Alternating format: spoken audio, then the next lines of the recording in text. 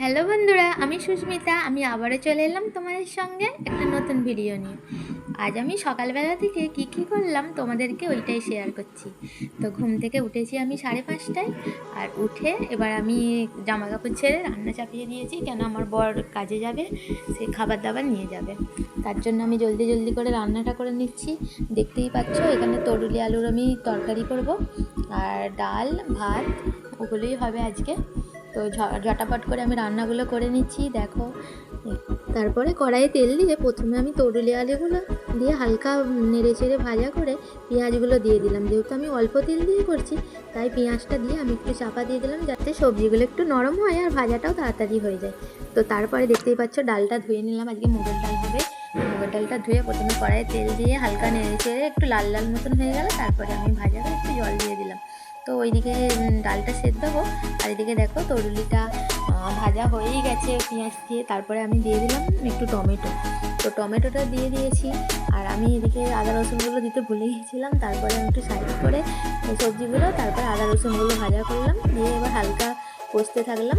তারপরে কষাটা হয়ে গেলে আমি এবার জল দিয়ে দেবো, তো তাড়াতাড়ি সেদ্ধ হয়ে যাবে। জলটা দিয়ে দিলাম, দিয়ে দেখো আমি এবার চা বসিয়ে দিয়েছি, আর ডালটাও আমার সেদ্ধ হয়ে গেছে।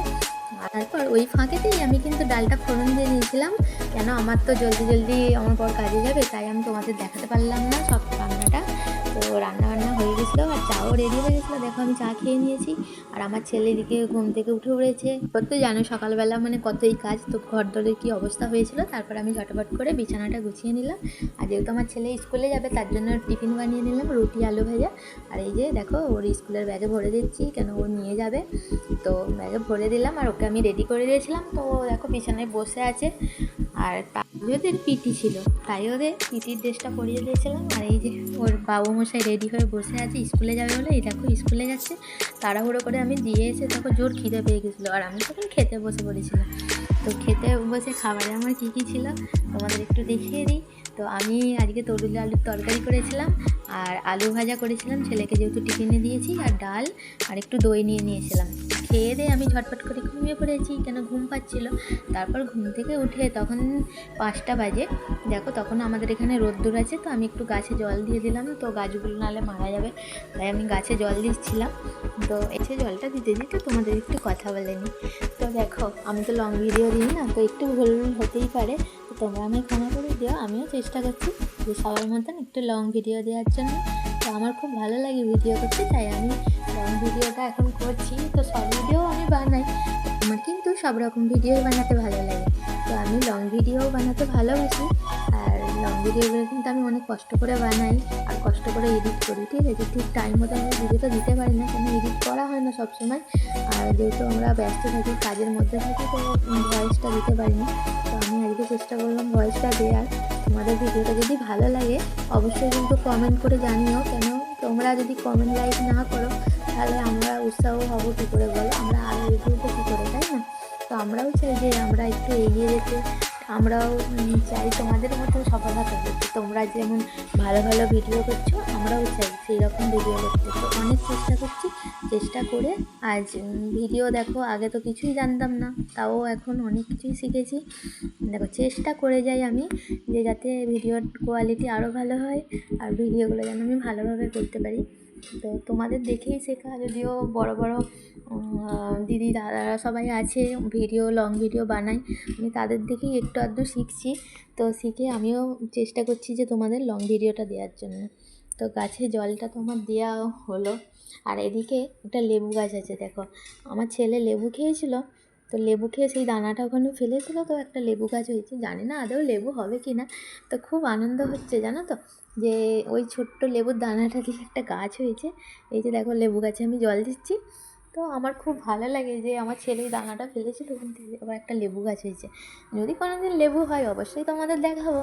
তো তোমরা তো আমার ভিডিও দেখছো, যদি কোনো দিন মনে পড়ে আমার এই লেবু গাছটার কথা, তো আমাকে কমেন্ট করে জিজ্ঞাসা করো যে তো দিদিভাই তোমার লেবু গাছটার কি লেবু হয়েছে। তো অবশ্যই আমি তোমাদের জানাবো। আর তো গাছে তো জল দিতে দিতেই তোমাদের আরও একটুখানি কথা বলে নিই।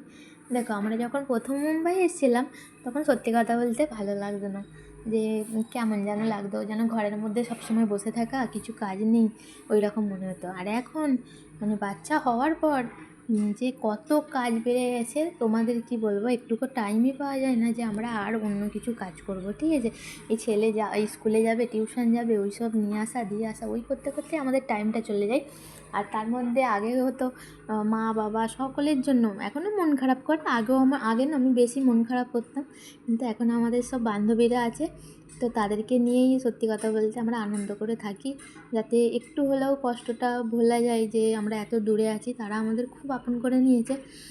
আর যদি ওই বান্ধবীগুলো না থাকতো, হয়তো আমার মনটা আরও খারাপ হয়ে যেত। কেন আমি সত্যি কথা বলতে এমনি সারাশিদে আমার একটু মন খারাপটা বেশি হয়। তো আমি ওই জন্য ওদের সঙ্গেই বেশি মেশার চেষ্টা করি, যারা আমাকে আনন্দ দেয়। যারা আমাকে ঘৃণা করে, যারা আমাকে ভালোবাসে না, তাদের কাছে আমি যাইও না, আর তাদেরকে আমিও ভালোবাসি না, জানো তো। কিন্তু যারা আমাকে ভালোবাসে তাদেরকে আমি আপন করে নিই, আর আপন করে নেওয়ার চেষ্টাও করি।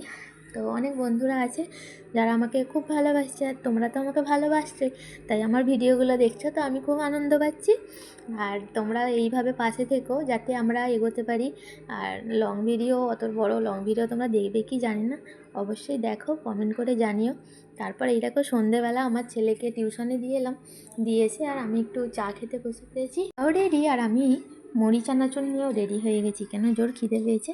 তো আমি চা খেয়ে নিয়ে ছেলেকে নিয়ে এসে ডিনার করে আর নিচে একটু রাউন্ড মারতে গিয়েছিলাম, যেহেতু একটু মোটো মোটো হয়ে যাচ্ছি, রাউন্ড মারছিলাম। তোমাদেরকে আমি গুড নাইট জানিয়ে দিলাম। তোমরা ভালো থেকো, সুস্থ থেকো, অনেক ধন্যবাদ তোমাদের।